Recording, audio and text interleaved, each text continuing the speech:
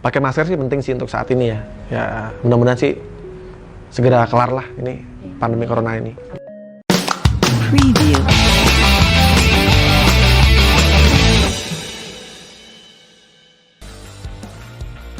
Selama stay at home itu Mas Rian kegiatannya apa aja? Selama di rumah sebenarnya karena saya musisi jadi emang harus ya berkarya ya, produktif, bikin lagu, terus mikirin gimana caranya agar tetap dapat penghasilan, karena kan musisi itu dapat duit kalau manggung. Nah kalau dalam kondisi seperti ini, kalau kita nggak ngapa-ngapain itu yang bahaya, karena kita bisa nggak dapat penghasilan kan. Dan akhirnya sebenarnya yang paling parah itu saat bulan Maret kemarin kita benar-benar kayak kaget karena tiba-tiba harus di rumah nggak ngapa-ngapain, semua izin itu izinnya nggak ada yang keluar kan untuk membuat event, untuk membuat acara. Jadi sebagai musisi cukup kaget di Maret kemarin, dan akhirnya dalam 1 bulan itu kita kayak mikir gimana caranya agar tetap mendapatkan penghasilan, tetap kreatif. Kalau bikin lagu atau bikin karya sudah pasti harus bikin, karena kan memang itu tugasnya musisi kan, tugasnya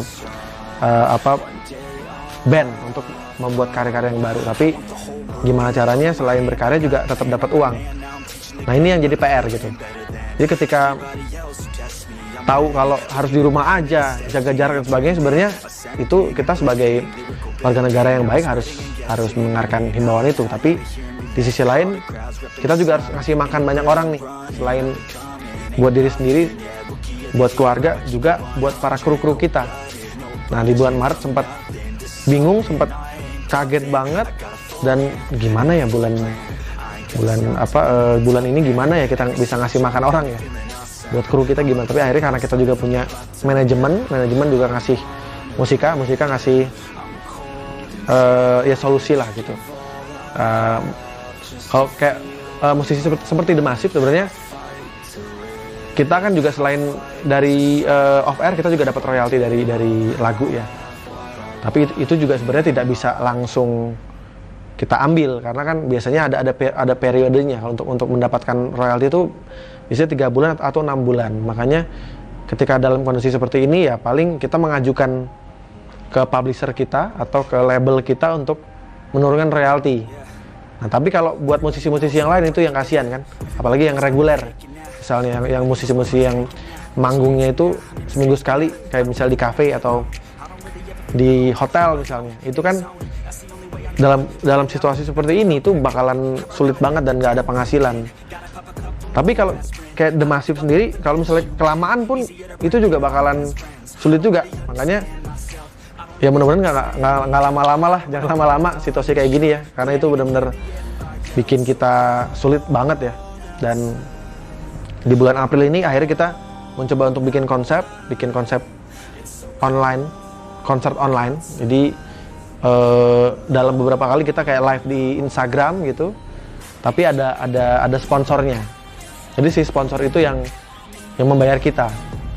Tapi memang mau nggak mau kita harus menurunkan harga ya. Jadi kayak bukan harga yang seperti biasa, karena kan kalau secara produksi konser online ini tidak yang memakan biaya yang besar. Jadi yang biasanya konser online ini lebih kayak acoustic version, terus secara produksi juga nggak terlalu mahal, makanya bayarannya juga nggak seperti rate biasanya gitu. Tapi ya mau nggak mau harus kita terima, karena daripada nggak ada penghasilan sama sekali kan.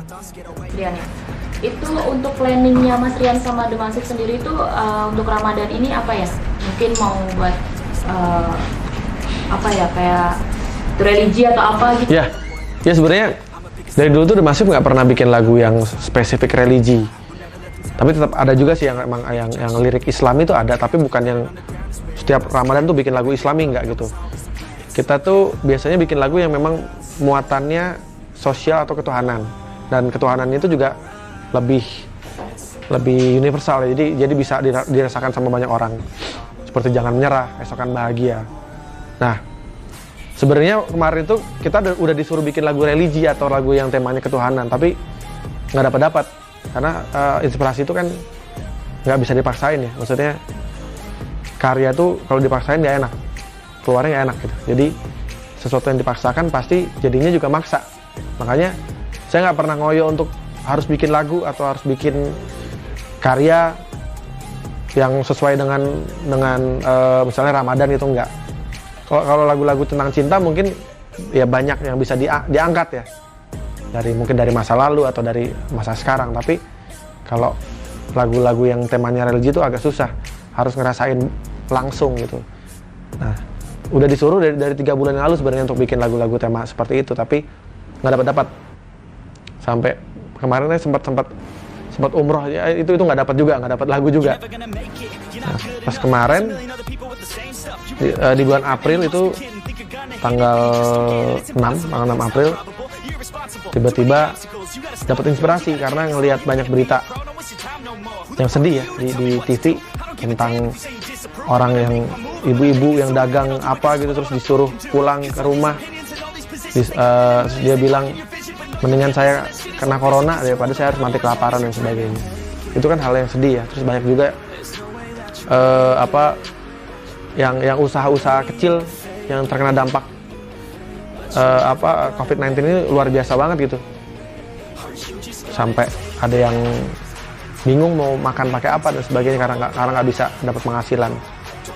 Disitulah tiba-tiba terinspirasi untuk bikin lagu yang saya rasa tuh udah bukan himbauan jaga jarak dan juga di rumah aja. Bukan hanya itu aja, tapi juga satu hal yang membangkitkan semangat, membangkitkan pikiran positif juga. Karena kalau misalnya kita mikir negatif terus, itu bisa mempengaruhi imun kita kan. Jadi rasa panik itu juga bisa bikin kita jadi imun kita jadi turun gitu. Nah, saya mikir kayaknya harus ada lagu-lagu yang bikin semangat ya, yang bikin jiwanya tuh sehat sama pikiran sehat. Jadi bukan cuma badan doang yang sehat, tapi jiwa dan pikiran juga harus sehat. Makanya bikinlah lagu Bersama Kita Kuat yang dirilis tanggal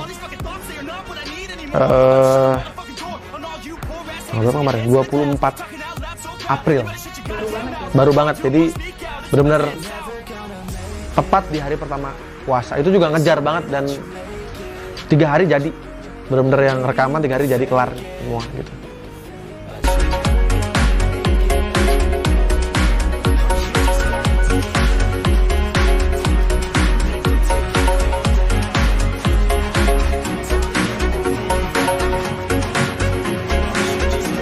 Kalau untuk yang sekarang kan pemerintah menghimbau ya, untuk himbauan para masyarakat nih untuk tetap stay safe. Nah itu kalau Mas Rian sendiri untuk stay safe-nya itu udah apa aja nih dilakuin Mas Rian? Ya, selain jaga jarak ya, terus yang selalu kalau bisa lebih sering di rumah lah daripada keluar, kecuali memang urgent, memang ada sesuatu hal yang memang harus dikerjakan ya.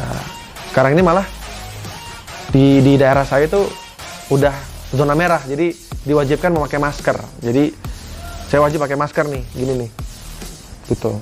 Jadi kemana-mana harus pakai masker, gitu. Jadi untuk menghindari virus-virus yang kalau kayak orang ngomong, misalnya kita berhadapan sama orang ngomong, nah itu diusahakan pakai masker. Tapi kalau kita lagi batuk atau apa kan, karena sekarang ini level batuk itu di bawah orang kentut ya. Itu orang kalau kentut biasa aja sekarang. Tapi kalau misalnya batuk, orang tuh udah corona lo ya gitu. Jadi benar-benar sekarang lebih mendingan kentut sekarang. Kentut tuh orang biasa aja, kentut gitu. Tapi kalau orang batuk atau bersin itu benar-benar udah kayak penjahat gitu. Udah kayak maling. Jadi sebenarnya pakai masker sih penting sih untuk saat ini ya. Ya mudah-mudahan sih segera kelar lah ini pandemi corona ini gitu. Oh ya nih Mas, ini pertanyaan saya yang terakhir ya.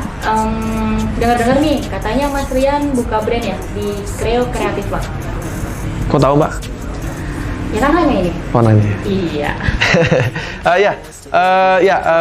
Kebetulan saya lagi membangun usaha clothing dan sebenarnya itu adalah mimpi saya dari mungkin 10 tahun lalu ya, dan sempat ngerilis produk sebenarnya, tapi hanya kayak nyoba aja gitu.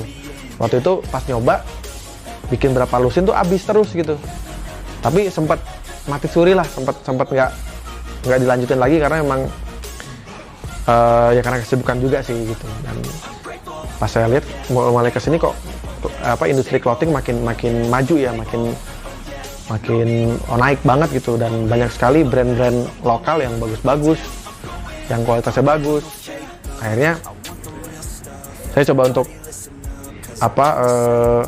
kayak flashback gitu kan, ngelihat lagi ini logonya seperti ini dan sebagainya.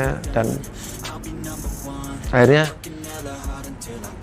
pas tahu ada Kreo Creative Lot ini, akhirnya untuk pertama kalinya saya punya store clothing.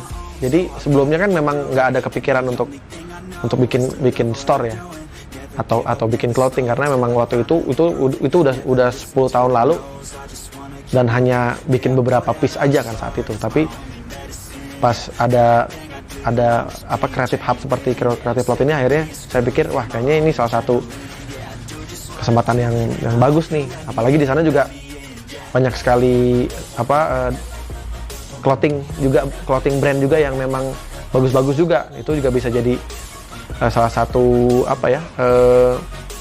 referensi juga kan. Jadi saya juga bisa belajar juga dari brand-brand yang lain gitu. Jadi namanya REP, bebas sih nyebutnya, bisa REP atau REP bahasa Inggris itu nyebutnya. Tapi kalau nama store-nya The Joy of Rap, The Joy of REP, jadi bebas nyebutnya apa. REP sendiri sebenarnya diambil dari singkatan. Orang sih ngiranya Rian Eki Pradipta ya, tapi sebenarnya itu radically exploits positivity. Jadi artinya secara ekstrim mengeksploitasi hal-hal yang positif. Jadi REP itu singkatannya itu, tapi orang sering menganggap itu adalah singkatan nama saya, yang nggak masalah, bebas aja sih gitu. Ya mudah-mudahan nanti akan jadi tempat atau store pilihan anak-anak muda ya, karena memang saya mengangkat gaya casual. Jadi kayak kalau orang, karena saya suka gaya-gaya band-band Inggris, Britpop gitu, jadi nanti produknya nggak jauh-jauh dari stylenya seperti itu. Berarti itu REP, kalau saya mah nyebutnya rap aja ya? Rap bebas, ada REP, rap, REP bebas. Berarti itu ada artinya juga ya? Iya, ada. Memang artinya itu tadi, secara ekstrim mengeksploitasi hal yang positif. Gitu. Artinya sih keren ya, berarti kan ada yang bilang pepatah apalah sih buat arti nama gitu. Sedangkan kalau di brand tuh nama itu adalah doa ya kan, bagian dari harapan. Iya, itu kalau milih nama pun juga memang harus ada artinya. Itu kayak The Massive itu kan massive, artinya kan besar. Jadi memang ada doa di situ. Kayak REP ini juga gitu. Saya juga pengen ketika punya brand ini memang benar-benar ngasih hal yang positif buat banyak orang.